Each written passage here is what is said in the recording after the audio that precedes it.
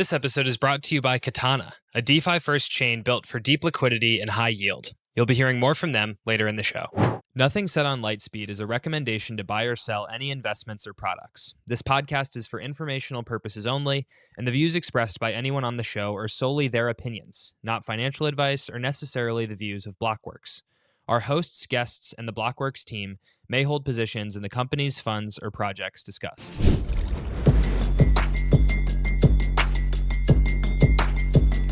Hello and welcome back to another episode of Lightspeed. I'm your host, Jack Kubanek, joined today by Mary Gooneratne. How did I do? 10 out of 10. Perfect. Co-founder of the new Solana lending protocol, Loopscale. Mary, thanks for joining me in the studio today. Thanks for having me. Excited to be here. So good to have you on.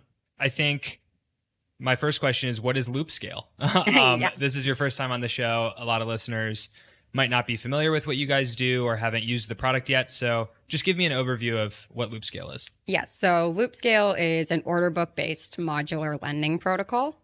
And so that's a specific approach to borrow lend that we're taking on Solana, focused on using order books as the base primitive versus pools, which is kind of what you see across other lending protocols in this space. And kind of the mindset or the belief behind working with this model specifically is that we're kind of at a point in the space and evolution of the markets, both on Solana and crypto broadly, that you have this explosion of assets and yield-bearing assets and real-world assets that requires a much more scalable construct for lending that can scale across all these different types of assets and in a capital-efficient way where you don't need a ton of capital to be able to issue credit against those assets. And did you explain what looping is?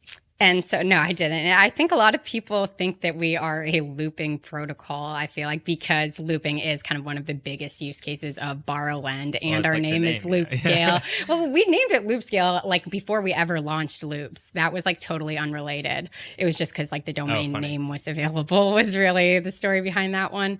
But the Loops are effectively a structured borrowing product where you're getting leveraged access to usually a yield-bearing token, but it could be any asset, and paying a lower borrow rate against the leverage. Effectively works like a carry trade in traditional finance. And so that's definitely kind of the biggest driver of our borrow demand, just because it's pretty low touch.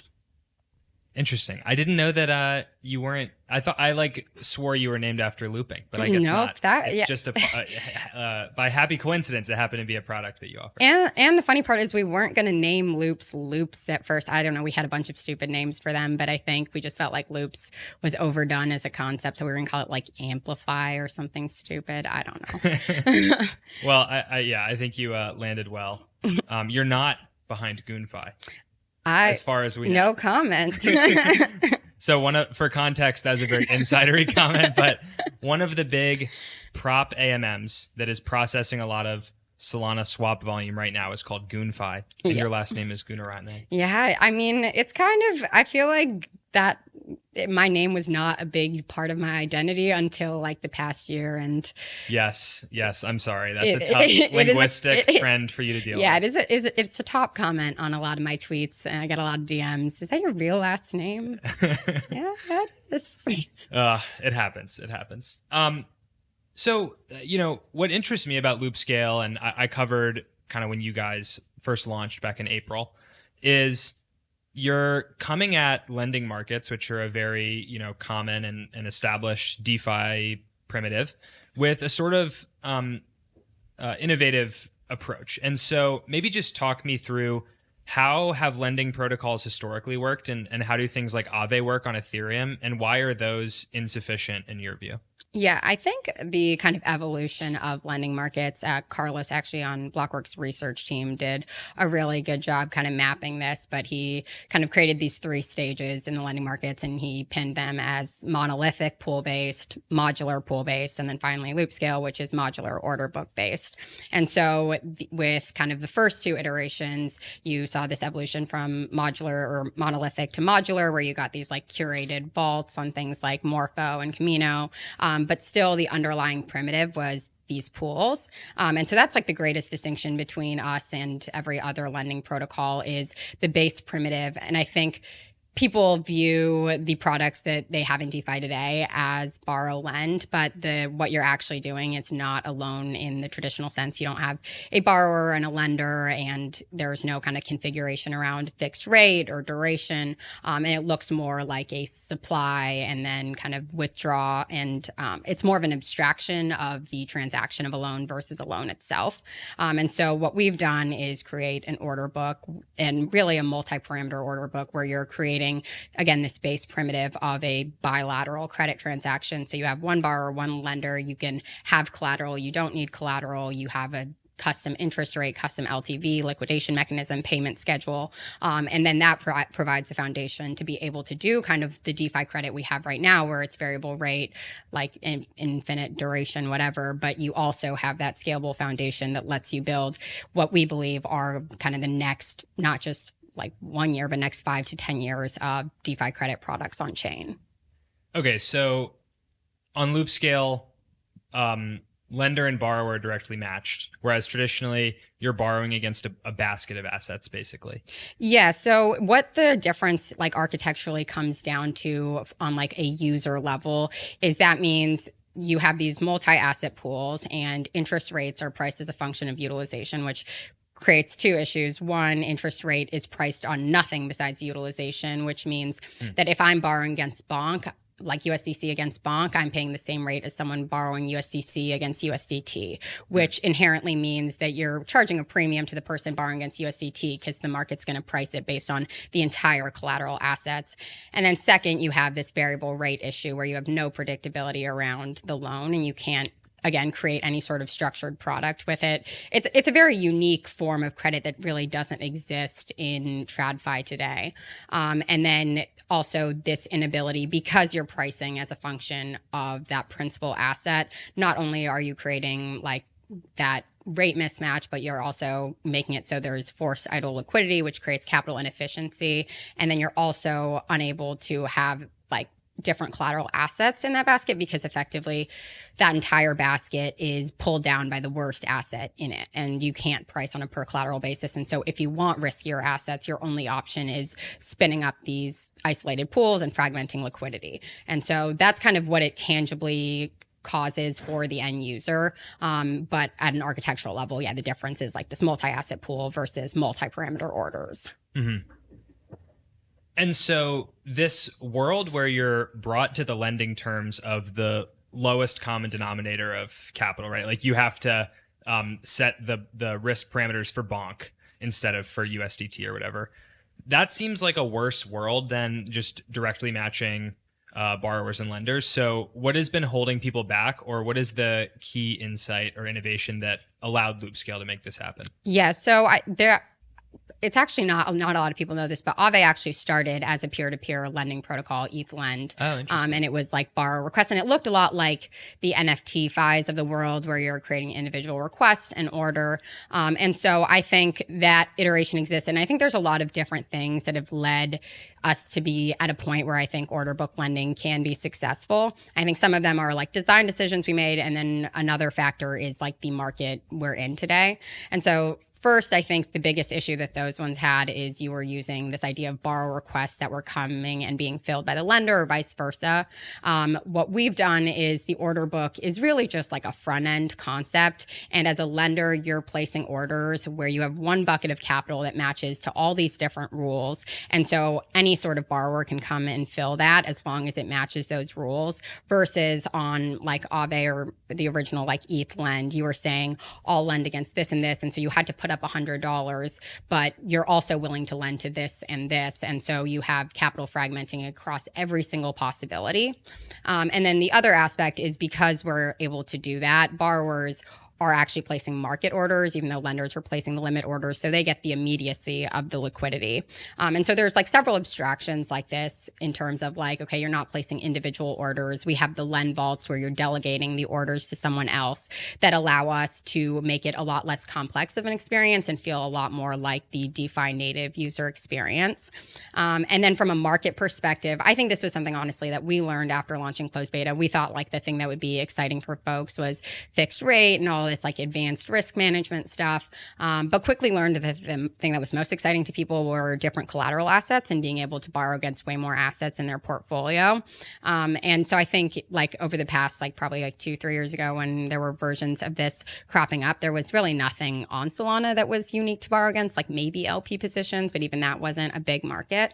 And so borrowing against like Sol, you could borrow against all the majors on pool-based lending protocols. So there was no real reason to innovate on top of that. And so now that we have this explosion of assets and you have 70% of Solana sitting in native stake Sol and several $1 billion of assets across LP positions, RWAs, there's a real incentive to kind of support a model that can support all those types of assets. Okay, so if I'm hearing you right, it's a bit like Aave had this idea too, but it was too early, and there's no like one way that you completely changed how lending works. It's sort of optimization here, optimization there. Also, you're on Solana rather than Ethereum, so maybe it's more scalable or something for this kind of thing. But it's like a bunch of little optimizations that allow you to basically do this idea that other people had, but it was just too early.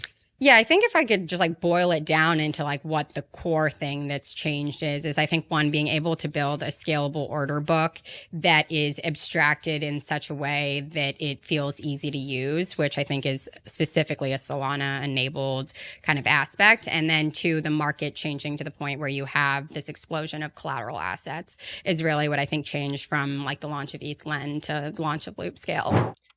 Incubated by Polygon and GSR, Katana is something different, a purpose-built DeFi chain that's focused on giving the best experience possible. It does this by sustainably generating deep liquidity and sustainable, real yield. Katana is built from the ground up, with DeFi mechanics to keep your bags from just sitting idle. All you need to do is use your favorite protocol, and Katana mechanisms do the rest of the work for you. Katana is launching with a notable ecosystem of primitives, assets, and partners including Morpho, Sushi, Lombard, Chainlink, and Yearn. Katana is a DeFi-first chain, built for deep liquidity and real yield, by redirecting chain revenue back to active DeFi users. The 1 billion CAT campaign is live. Bridge and deposit directly into vaults in one simple click, and start earning immediately on your ETH, BTC, USD, and more. As always, investments in blockchain technology involve risk. Terms and conditions apply. Do your own research. I wanted to get into that as well as just why you're building on Solana. If I recall, you and your co-founder Luke were building like an RWA thing. Yeah. And then at some point you decided to go in the direction of Loopscale. But I'm curious to hear what the thought process was there and how you ended up building on Solana specifically. Yeah, I mean, we've been on Solana for a second now. I feel very like, I don't know, it feels like home. That sounds crazy.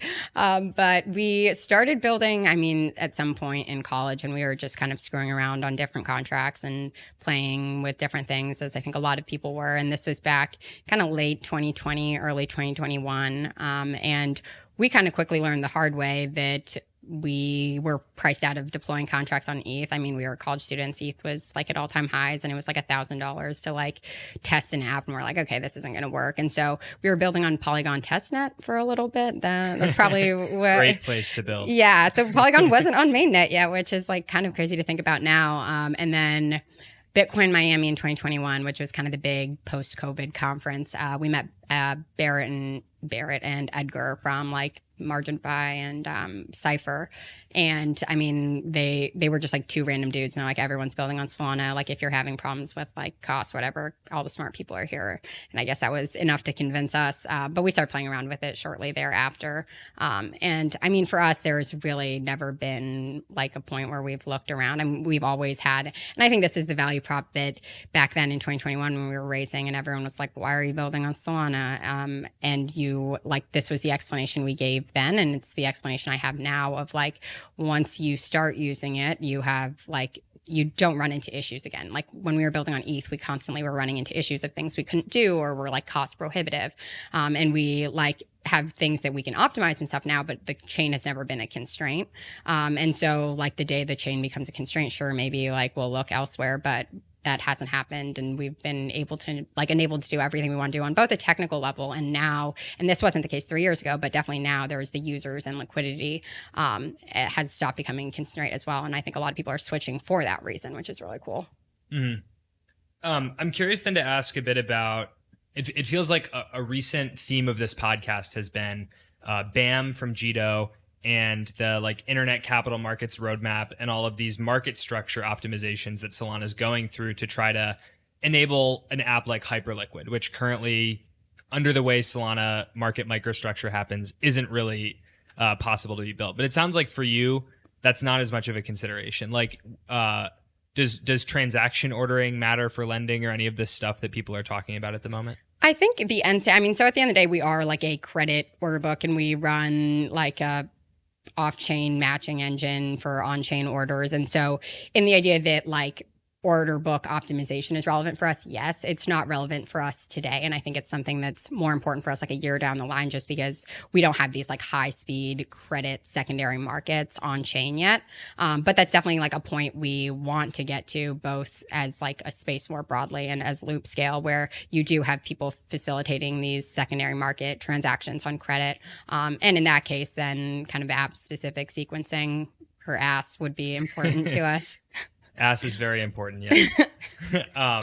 Okay, interesting. So, kind of, I guess, would be the answer. Kind of is the answer. I mean, I'm excited about it on like a personal level. I think it's really cool that Solana is, I feel like there's this kind of, a lot of the L1s like to reject this idea of being like just finance or optimized for finance, and rejecting one of really, I believe, like the core value props of blockchain is just to seem kind of more multi-purpose. But I think Solana has embraced DeFi and like recognizes that one of the best value propositions for blockchain is the financial aspect, and optimizing market structure and the blockchain around market structure is important. And to see that kind of consideration at the top level or like from a developer level is pretty sick. Mm-hmm. Cool. So there's Loopscale. I want to drill down a bit into the Loopscale story, if you know what I mean. So Loopscale launches like mid-April, and then 2 weeks after that, late April, you have an Oracle attack that costs $5.8 million to the protocol. Obviously, very unfortunate timing. I just wanted to ask, what's the inside story, as much as you can share, that's not, in the hands of law enforcement or whatever, and what were kind of the learnings to come out of that whole event as well? Yeah, I mean, it was obviously super tough for us. Like you mentioned, like we'd been in closed beta for about 6 months. Public launch kind of skyrocketed immediately to 50 million TVL, and kind of got that news on a Saturday morning. And so really difficult, and we've done a lot to kind of recover from that and additionally safeguard the protocol. And kind of the silver lining is being able to get funds back and reopen the protocol. But in terms of like kind of what had happened, so it actually wasn't like an Oracle exploit in the traditional sense. I think that was a common misconception because it was related to a pricing Oracle integration. But it was related to a specific collateral asset we had enabled, and the malicious actor was able to pass back in a program that was spoofing the Oracle. So I think an Oracle manipulation attack typically refers to when you're able to kind of misrepresent the price through some sort of market action.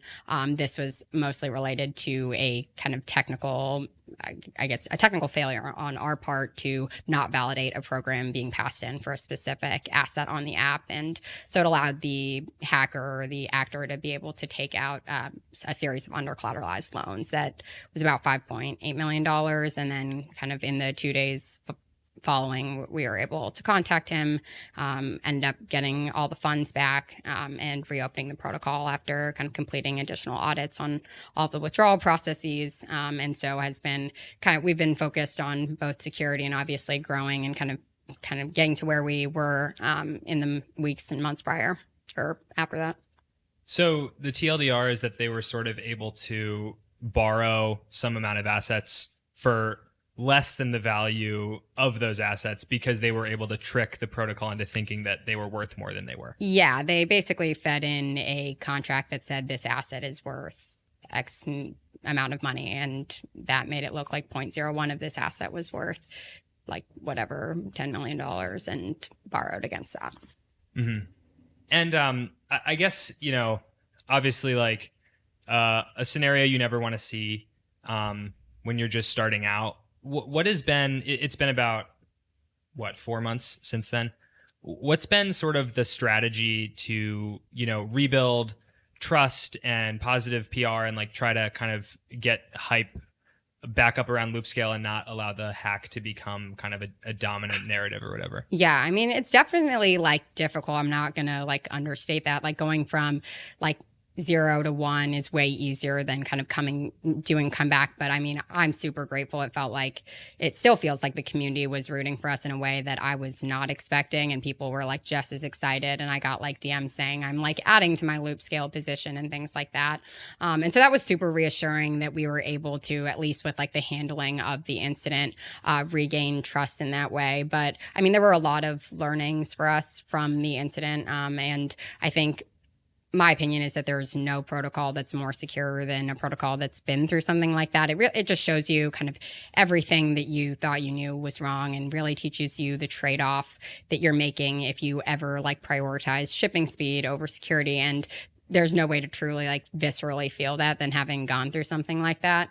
And so that's created like a huge emphasis on just like slowing down across the board for us. But the good thing is that we kind of have a lot of existing product to lean on. And so we're not shipping code necessarily as fast, but there's all of this program, kind of all these features that we haven't exposed on the front end that we've been leveraging. And then we've also been shipping a bunch of stuff and working with new audit partners on these features.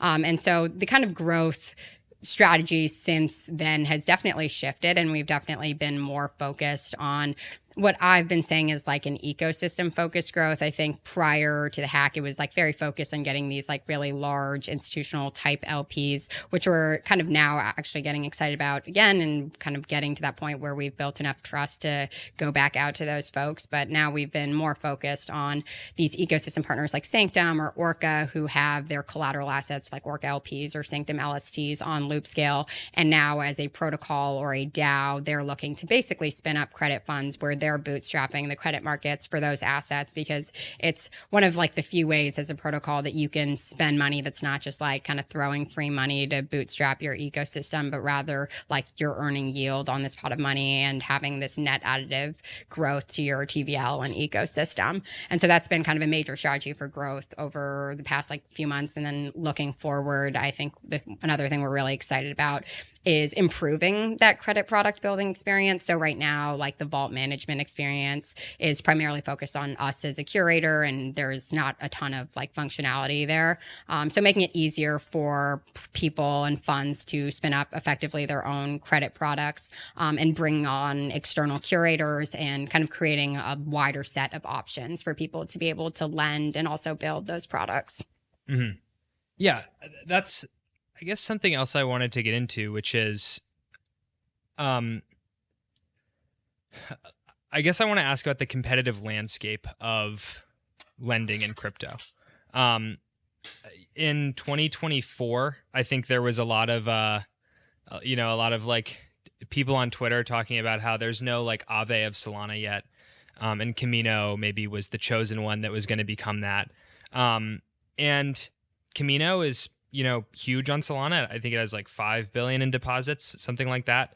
Aave is even magnitudes larger than that. And so I'm just curious how you think about competing and being able to grow when there are huge, very liquid lending protocols, both on Solana and then obviously in other ecosystems too. Yeah, no, perfectly valid question. I think for us, the thing, like the name of the game is originations and being able to get borrowers. And I think there's a particularly interesting dynamic in on-chain lending in terms of kind of the ratio and distribution of borrowers versus lenders. And so you have a distribution chart for borrowers where you have maybe like 50 to 100 borrowers on these super big Camino, Morpho that are driving 80 to 90% of the borrow volume. And so for us, the focus is how do you differentiate on a borrower level? And I think that's something that our product is uniquely suited to do. And there's a lot of innovations we're introducing around kind of being able to support all these types of assets and being able to offer better rates and fixed rates that position us well to do that. And then I think the other aspect that kind of we view as the end kind of game for this market is that kind of we're in the first inning for Solana DeFi. I mean, and we truly are. Like Aave is bigger than all of Solana DeFi combined. And so there's a long ways to go. And I think that kind of comes from a lot of different places. And I think the thing we're best positioned to do is kind of you have these like DeFi mullet type products where it's kind of fintech in the front end, DeFi in the back end. And those products are uniquely hinged upon being able to offer this like individualized credit product. And it's how, again, like loans work in traditional finance. And so being able to plug into kind of all these different front ends, whether that's within DeFi and you're offering margin on trading, or it's something that is more fintech focused. I think that's like a really interesting position that we sit in, as well as with kind of this growth with these RWA assets. I think kind of the next, like, again, the next kind of chapter for DeFi is going to look totally different, and it's going to be a part of the market that we are uniquely positioned to service. And I think it'll be 10 times bigger than kind of the chapter before it. And did you mention like whales make up the majority of borrows on a lot of these lending protocols? Yeah, like just a few number, like the it's like crazy, like Pareto principle type stuff. Mm-hmm. It feels like so much of crypto is that way, where it's people chasing around whales, like they're an elusive crew too. Yeah, I'm thinking about Pump Fun and Bonk Fun or whatever, the two launch pads, and how you saw a bunch of token launch or like power deployers swap onto Bonk Fun, and then Pump Fun did some kind of BD or something, and then they all swap back, and it's it strikes me that you just need to meaningfully grow the pie, because it's kind of chasing around the same pool of capital that's inherently just pretty mercenary, and we'll jump from here to there unless there's like a lot of new capital coming in that can actually like make these things take off. Exactly. And it seems like a lot more formidable when you consider the raw numbers. I think when you look at like the amount of capital, like how are you going to get $2 billion of borrow demand? That sounds like a lot, but how are you going to get 100 like sophisticated borrowers, or just 100 kind of larger borrowers? That seems a lot easier to me, and something that we could reasonably do. And so I think that's kind of been our focus, is finding, like our initial kind of power user group was those Orca market makers leveraging their LP positions. And that was kind of the user base we grew with like in August of last year when we were just in closed beta. And so I think these different groups that we can latch onto over time and start picking up those 100 group of whales or borrowers is kind of our path forward, as well as kind of plugging into all these different places where, like you said, like there's a ton of retail borrowing demand out there. It just clearly hasn't come on chain yet. Right now on chain, it looks like a lot of leverage traders, which I think we could get a lot of size if, again, you expand the pie, or even go like cross chain. Like there's no reason to be like zero sum within Solana, just because of the size. What are there other chains that you are like interested in on that note? Am I allowed to say no? Yeah. I mean, no. I don't really like pay attention a lot. I feel like there's always, anytime I go to a dinner or something, there's like, oh, have you seen this? Are you guys considering building on this? And I'm like, no, that's like the last thing I'm thinking about. Yeah. Conviction. Except for the Star Atlas chain. For the Star Atlas chain. Need to make money back on my Star Atlas NFTs. Yes, exactly. We were the day we're recording this, the news came out that Star Atlas is building an SVML1, which is a story that happened. Anyways, before I get myself in trouble here, speaking of, I guess, growing the pie, bringing new users in, I think one of the ways that happens is through new use cases, because one of the critiques that I often think is pretty fair about DeFi is that not a lot of people are doing actual useful financial things with it. And to the extent that like finance exists to help people do things in the real world and live better lives, like that's kind of a failure of DeFi. So what sort of new potential use cases does Loopscale enable? I know you have an interesting one with Baxis that I'd like to hear about. And then if there's other kind of frontier, crazy moonshot stuff you think that could kind of happen down the line with Loopscale as well. Yeah. I mean, this is my favorite question, because I feel like this is where all the excitement for Loopscale really comes into play. And so, like you said, we kind of got our start doing RWA lending, and that was what prompted us to build an order book lending protocol. And a lot of that we built in service of Baxis, and so they were kind of one of our first early flagship partners, and so they do tokenized whiskey on Solana. And so we were doing these fixed term, kind of fixed payment schedule loans against, and we still are, casks and bottles, primarily casks, and working with whiskey traders and whiskey funds, a lot of times, to your point, to enable them to be able to finance, they're building out a distillery or they want to buy a new cask because that's their business. And it was, I mean, it's very cool, like working with that demographic, because it's like folks that are setting up phantom wallets for a first time, and they're like, what is USDC? And they're fascinated by it, and it kind of resparks like your love of all of it, because I mean, like you said, it's easy to get jaded when it feels like people are just like rotating into like meme coin leverage. But it's really cool to see those use cases pan out. And I think in terms of use cases I'm excited about in the future, I think there's a lot of cool things that happen with like the ability to tokenize everything, and not just like tangible assets like what Baxis is doing, but like something like Streamflow that's doing tokenized payment streams. And I think you can have this like fully on-chain receivables financing flow where, say, you're like, a use case that like we've spitballed before is like for Shopify, you have like the USDC integration. If you have payments flowing into like a programmatically controlled account, you have a token that represents that account, and you use that as collateral for a loan. That's effectively like taking a loan as a small business against your revenue stream. And in the event that you don't pay back, you're able to kind of automatically like reroute payment streams or like some proportion of payment streams to pay back the lender. And I think there's all this like kind of cool programmatic cash flows that actually like enable new like net new issuance of credit that you can't do. The main reason, right, that small businesses or anyone can't get credit in the real world is it's viewed as too risky. And one of the biggest levers for risk is the fact that either there's no collateral, they have no visibility into the assets, or like you need some way to de-risk it, or it's expensive to go and get that collateral if it's like a home or something like that.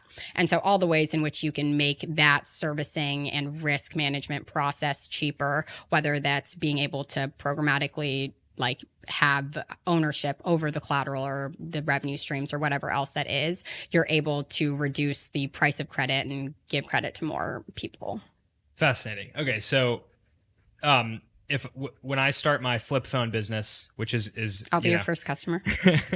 It's something I would love to do someday. I can borrow against my sales of my flip phones to build another factory to build more flip phones or whatever. Exactly. Like, can I not do that today? Or like, what is it about, I guess, crypto lending specifically that enables that to make it a little more concrete? So as a lender, if you know that someone has these payment streams or like is getting paid this amount through like their Shopify account that you have no access to, you're probably going to charge them a higher rate than if you're lending against some asset that automatically, if they don't, and for reference, like that process of, say, you default on that loan, me going to like try to file some delinquency and service that loan is like an expensive and also tedious process. And so you're going to inherently charge a higher rate to account for that risk. And so in the case where you have programmatic control over the revenue streams, not only do you have 100% confidence in those revenue streams because they're happening on chain, but you also eliminate the cost of servicing in the risk of a delinquency and reduce the risk of a delinquency, and because you can automate the payment streams back to your account. And so you're able to charge a lower rate, which frees up capital for the next person that wants to borrow. And so it's like all of these kind of what seems like minor, and I think a lot of finance is that, where you are able to save 100 basis points, like the entire credit card industry, for example, right? You're charging 300 basis points, but there's $2 trillion like company, or not $2 trillion, but they are able to make $2 trillion of volume every single year simply by that small and kind of over a large group of people that tends to add up. And so I think it's about creating those efficiencies in risk management and collateral management that reduce the cost of capital and increase issuance more broadly. Mm-hmm. Are those benefits though that you only see at scale? Because I'm thinking, so like a few bips over a huge number of people, makes you American Express or something. But in crypto, it's not quite as big of a market. And sometimes I kind of wonder, like, does the cost game like work in crypto quite as much? We just had Phantom on, and we were, if you swap on Phantom, it's more expensive than if you swap on like Jupiter. Yeah. But a lot of people still swap. I still on use Phantom it. Yeah, because I'm lazy. So, yeah. So let me frame this as a more coherent question. Like, is there a business to be built around something that's a just small... cutting price, basically. Yeah, no, I think that's a valid question. I think that explains why we're not like working on that today. And I think there's a distinction between markets like Baxis, where okay, you're opening up a net new, like you can't really, there's not a lot of whiskey financing options. And so we're like the only place of credit. And so you're able to charge like slightly higher rates. And so there is a business to be built off of whiskey financing. And so there's a bunch of different markets that are viable. And so I agree that to create to build a business off of it, it needs to be like something net new and additive in a way that's scalable. And so I think there are some markets, especially like that are exciting, that are like you're able to scale a business off of today on chain. But I think those kind of like payment streams financing is something we would do like say a year from now, when you have kind of what we have right now to latch off of and profits and revenues from that to kind of build that, to get to a base where it is scalable and you are kind of making enough where you can offer people lower rates across a number of things and kind of compete with actual banks who are doing like small business lending. Mm-hmm. I also remember a while ago when we spoke, you talked about like DPIN financing, which I thought was a pretty cool use case as well. Like you could, DPIN networks kind of have this issue of like realizing that scale in a cost effective or like a economically viable way. And one way could be borrowing against your future cash flows if you're running a helium miner or something. Yeah, exactly. That's like I think a really good like example of digital native like analogies for the same TradFi products that are net new. You can't get it off chain. No one, I don't think, will give you a loan against your helium revenue today. But we talked to like a lot of different helium node operators, and it's actually like it was so cool. Like in terms of customer discovery, again, a lot like the whiskey market in terms of like people that don't really know or care that much about crypto, and they're like getting their girlfriend's parents to put up a helium node, and they're charging their girlfriend's parents a fee and stuff. Like they've got their own businesses running. It was super cool to talk to all those folks. And we did hear that like often of like, I want to buy more and like be able to buy more of these hotspots and put them up in more places, and not having the cash flows to support that yet. And so being able to either borrow against that, being able to borrow against the NFT or wherever the payment streams are ultimately coming into to finance that purchase. And kind of going back to what I was talking about earlier in terms of like being able to bootstrap net additive credit markets. Like this is, for example, like a great place that the helium treasury might want to deploy to of like, okay, maybe me as a lender, I don't want to borrow or lend out my money for 6% to like, that's not worth the risk return for me. But helium could say like 1,000 more hotspots plus 6%, totally worth it for us. And then choose as a treasury or a company in the same way that like any sort of business raises a credit fund to grow, might establish that. Incubated by Polygon and GSR, Katana is something different, a purpose-built DeFi chain that's focused on giving the best experience possible. It does this by sustainably generating deep liquidity and sustainable, real yield. Katana is built from the ground up, with DeFi mechanics to keep your bags from just sitting idle. All you need to do is use your favorite protocol, and Katana mechanisms do the rest of the work for you. Katana is launching with a notable ecosystem of primitives, assets, and partners including Morpho, Sushi, Lombard, Chainlink, and Yearn.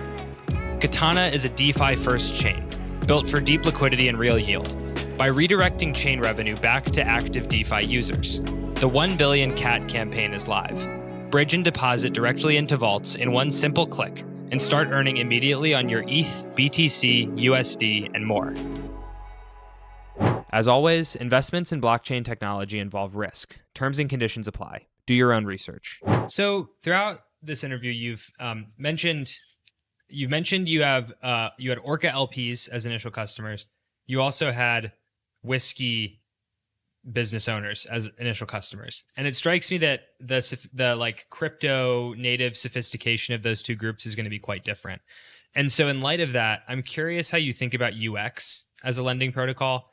A lot of times when I go onto a lending protocol like Loopscale or Camino or something, I don't even really know what the hell I'm looking at when I see these APYs and stuff.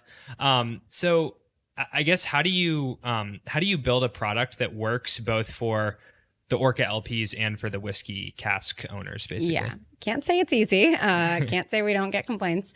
But so, I mean, one thing to note is our product has evolved a lot from when we were kind of exclusively RWA and off-chain focused. As part of our like rebrand and relaunch as Loopscale in August, the product changed dramatically. Like we used to have like, it was like the MPC wallets. You were signing with your fingerprint to log in with email. There was no connect with wallet, I think, actually. So things changed a lot. And so now the UX is definitely worse for like the RWA type user. But we actually have, so like this is just like something that a lot of people don't realize because it's not something we like advertise heavily. But there's like a Prime experience on Loopscale that if your like email is whitelisted, you basically get access to. And so it's same protocol, basically like different app front end. And I think there's a world in which like kind of those experiences converge a little bit. But right now, the way we're handling it is basically like the kind of higher touch users that we know that like how they're entering our app, and that's like their relationship with Baxis or something like that. We can kind of guide them through to the right part of the app. And the way we approach it on like the highest level is like when you enter our app for the first time, you're handed kind of the easiest possible experience. Like when you're lending, you're going to lend to vaults. When you're borrowing, it's just like an easy modal. And the goal is that sophisticated users kind of click around enough to find those views. Like there's like an order book view and all these different things that if you click like view details, you get into, that I think people can find as they like kind of continue to play around on the app. But the goal is like, don't scare anyone at first and like reveal the kind of sophistication over time and as they play around with things. Mm-hmm. I also wanted to get into kind of just, because what's cool about Loopscale is that you guys are sort of a more innovative take on DeFi in a world where crypto can be very derivative sometimes. Someone comes up with an idea and there's like 50 iterations of this, and then we're all left with a bunch of AI agent launch pads that nobody asked for. So in the DeFi lending world, I guess like how would you break down at a simple level to somebody what is actually innovative in crypto lending? It strikes me that Aave's pool-based lending is an innovation at the time that it came out, even though there's issues with it, as you pointed out. Things like Morpho, Fluid, which is the Jupiter one. Yeah.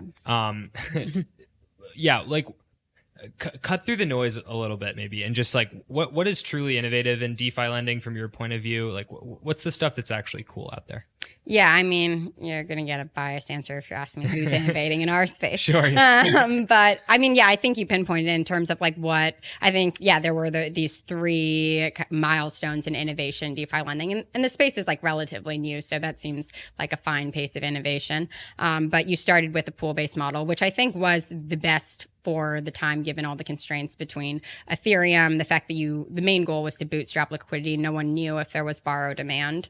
And then you had Morpho come in with, okay, we've proven borrow demand. We need to be able to allocate capital more efficiently and give people more control over risk. And so I think that was the next innovation. And then so you saw a lot of like different versions of Aave and the pool model originally, and then you saw a lot of different versions of Morpho. And then I think there's some interesting innovations that Morpho has even introduced since like their V1 with like their public allocator and being able like to have vaults lend to other vaults, and like optimize capital across all the different fragments or like isolated markets you've created.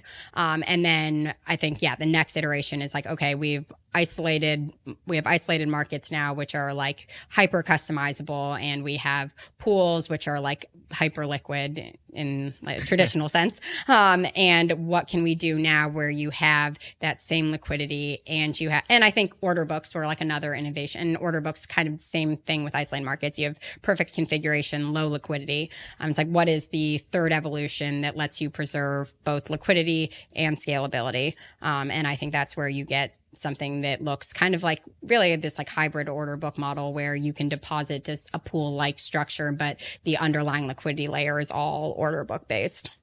Mm-hmm. People's hyperliquid Hyperliquid mentioned Parlay just hit with that answer. That was a very funny way you stumbled into talking about Hyperliquid. Is there a bet on? No, but there should be. I was like, that's crazy, and I wouldn't be surprised. You're rushing to go place a bet. No. Yeah, no, I've got an addiction, clearly. Okay, so that's a good overview. And then I guess like what is still unsolved as you look at all these different crypto lending protocols? Like what has nobody really cracked yet that's needed to actually bring a lot of new capital on chain? Yeah, I think a lot of the work that has yet to be done is around making things more composable. I think like that's kind of what I view as our kind of next mission. And it's not that there's not like the ability to compose, it's making it easier for people. So for context, we've recently introduced a feature called a architectural change called Loan Lock, which allows a lot of like the flash borrow, flash loan functionality, but basically allows you at the beginning of a transaction to take your collateral, do anything with it. And as long as you're at the health factor by the end of the transaction, you can complete the loan. And so that's like an extremely powerful primitive for being able to like trade with margin, and kind of to the point of like your end game is originations. You need to be able to provide the capital that users need at like the right context. And I think that's something that Web2 fintech learned. You have all these like embedded fintech products like Affirm, like buy now, pay later. You have things like Paraffin that are like lending to, I think it's like DoorDash merchants. And like a lot of people, especially traders, don't necessarily have like an immediate contextual use for borrowed capital. It's like, why would I even borrow? What do I need to borrow money for? And so you need to kind of do that step for borrowers of like, show them that there is money available when at a point when they think they might actually need money. And so that's when you're going to buy things. That's when you're going to expand your store. And a lot of that, the ability to build that out hinges on kind of composability and permissionlessness of that composability. And so for us, I think the kind of next phase is making it super easy for anyone to tap in to our markets on both the liquidity side, and also be able to tap into being able to borrow and lend, and get access to idle yield on the markets. And so that's kind of the next, I would say, phase for all of this, including us, is kind of deepening that integration level and making it a lot easier for people. And I think the challenge there is mostly like, how do you, when people are coming in with a new asset, how do you make sure that it's integrated in such a way that you have pricing set up and you have liquidation set up, and you can't tap into the same liquidity unless all the risk is vetted. And so there's an element of like permissionness that's required, but it's more like, how do you generalize and standardize this across any type of asset? Mm-hmm. I liked all of that. I get warning signals whenever I hear DoorDash and financing. Oh no, it's not. Sentence. It's not financing people buying DoorDash. It's financing restaurants. I know. And drivers on DoorDash. You know, if you unveil. Oh yeah, I forgot that you have like beef with borrowing against my. No, you have DoorDash beef with burrito. ordering DoorDash. You said you never order takeout or something. I do. I'm gonna drop the most controversial X article of the year very soon. Get ready for it. Oh man. With my hatred of DoorDash. Sorry, we're off topic.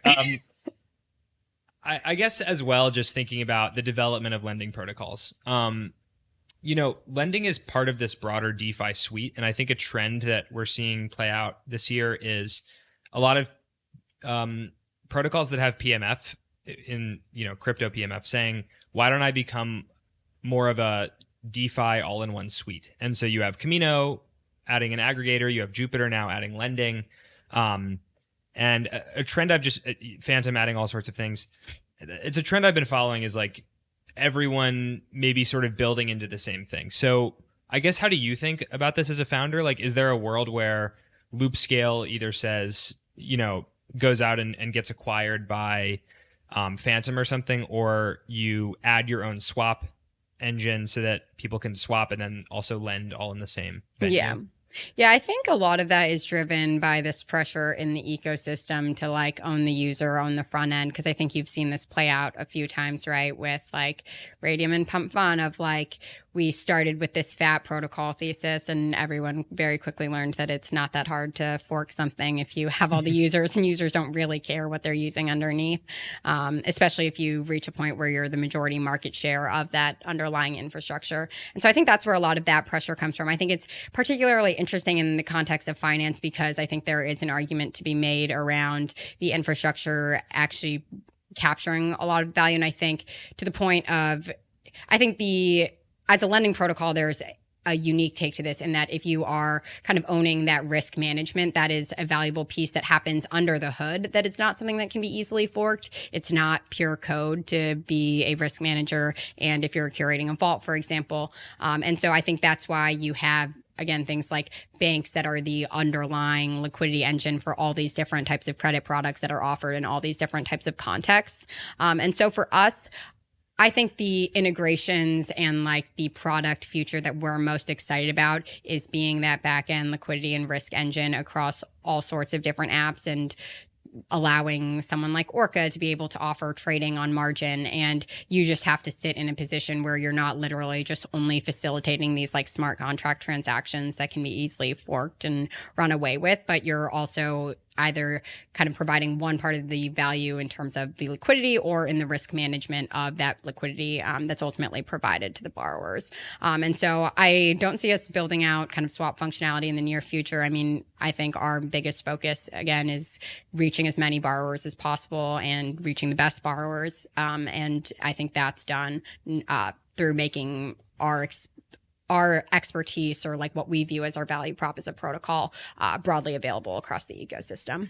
So do you think it's important to own the end user, or are you okay not being like, are you okay with people not going to loopscale.com as opposed to going to Phantom and then opening up Loopscale and Phantom and then borrowing through that interface? I think it's important to own a majority of your value chain. And so there is no world in which I'd be happy where the borrower's on one side and lenders on another side and where we own neither user. And I feel like everyone has I feel like me and my co-founder have arguments about this a lot of time, whether like, should we integrate with this or that? Because I don't think there's like a hard and fast rule. And I think it's really context dependent of like, is this ultimately complementary and can help us grow and isn't going to present a threat like 5 years down the line, versus like, will we just rug ourselves by doing this? And is it better to go slow? And it's tended to be a different answer with like kind of every opportunity out there. But I think like I said, I think making sure you're not exclusively infrastructure and someone else is the majority of your users on either side is kind of probably just a good guideline that we've used. So you're saying integrations can actually be a negative business decision. Like it can be actively bad to choose to integrate with some other app. I mean, it's hard to tell, right? Because like Radium now is like doing fine. They recovered, right? But like probably the day after it was like, should we have given up that like market share? And it's like, how much can you claw back? Like they probably spent a lot of time like working with Pump and helping them like build up or do whatever integrations and stuff they need. And so I think you'd have to ask those teams on like whether or not they regret it. But I do think there are for sure times if you're like small enough where integrations probably serve to hurt you and waste your time, rather than just like going and building the valuable product. Because like in the world in which like Radium wasn't able to make a full recovery, someone could make the argument that the value was in building a meme coin platform. And instead of servicing Pump Fund, maybe they should have built a Pump Fund, which I guess kind of did. And so I think it's helpful in like serving as kind of guiding your product roadmap, but I think they might argue that they waste their time. I don't know. Yeah. I mean, their call. There's also like just a eternal temptation towards short-term games in crypto where like it feels like CT really looms way too largely in people's heads sometimes. And yeah, I think someone should delete all of Twitter. I would be out of a job. That's half of what I do all day. No, it'd be great. It would be very nice if someone did. I think it'd be helpful for clearing, but it is, the main marketing channel. Sorry, I'll let you continue, but I feel like I have thoughts. I'm going to guess I have thoughts.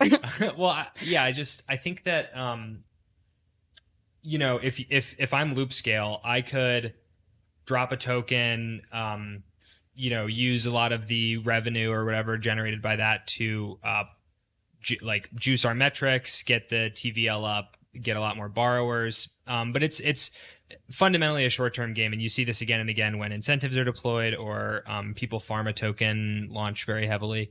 That liquidity is not sticky. It just isn't. Yeah.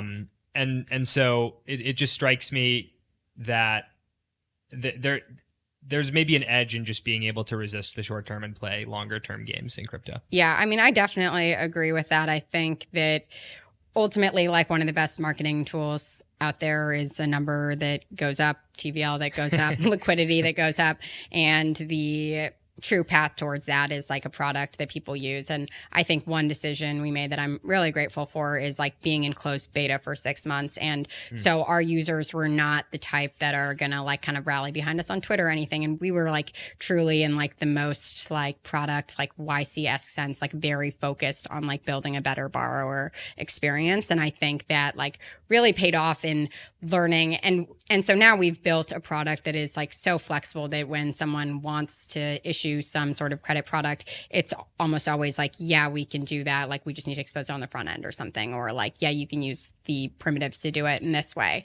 And I think that was a function of really just sitting tight, taking it slow with the product and the design of the protocol, that's like now paid off. And I think for some people, they're playing short-term games because, I mean, a lot of crypto protocols are like, they want to be short term. But like, we genuinely believe like there is a world in which DeFi has like a significant mark on TradFi, and we want to be a part of that and hope that there is like a longer term business out of all of this. And so that has been, it's made it easier to prioritize the long term, but there's definitely like this, like more marketing game you have to play no matter what, because at the end of the day, like brand, even for institutions, is kind of built on top of the brand you can build with retail and on Twitter. Yeah, I guess I'll just conclude with something that I'm trying to bring back, which is more kind of founder advice or reflections on being a founder. And, Loopscale, as we got into a bit, it's been a bumpy ride, but you're still committed and still building this thing out. I guess just what has been like one of the big learnings from this first 6 months of, not quite 6 months, but first several months of the protocol being fully live. Like, what did you not know before that you do now going through all this?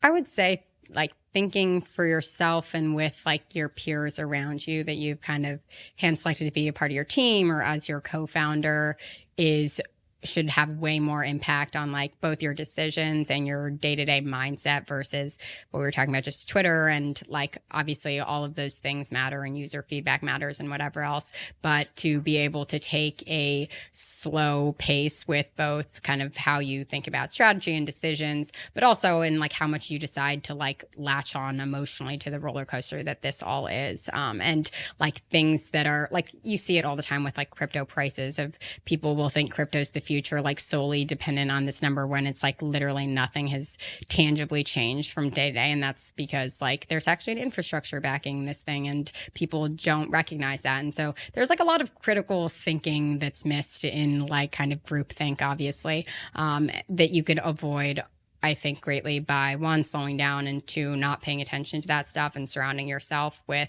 people that feel the same way and kind of you respect and trust. And I think we've had the benefit of, I've always kind of advocated for this, but a fully in-office team. And so it makes it really easy to feel like your bubble is that versus kind of your bubble is what's online. And being able to surround yourself with those opinions and that feedback is just helpful for kind of maintaining a good headspace and being excited every day. Stop listening to crypto Twitter. Yeah. There we go. That's the title of the episode. Oh, no. Mary, it's been really fun getting to chat with you. Thank you so much for coming on Lightspeed. Thanks for having me. Thank you. If you made it this far, we would love if you gave this episode a thumbs up or a 5-star review wherever you get your podcasts. Subscribe for new episodes every Tuesday and Friday. If you liked this one, we'd love if you shared it with a friend. And we'll see you all again very soon.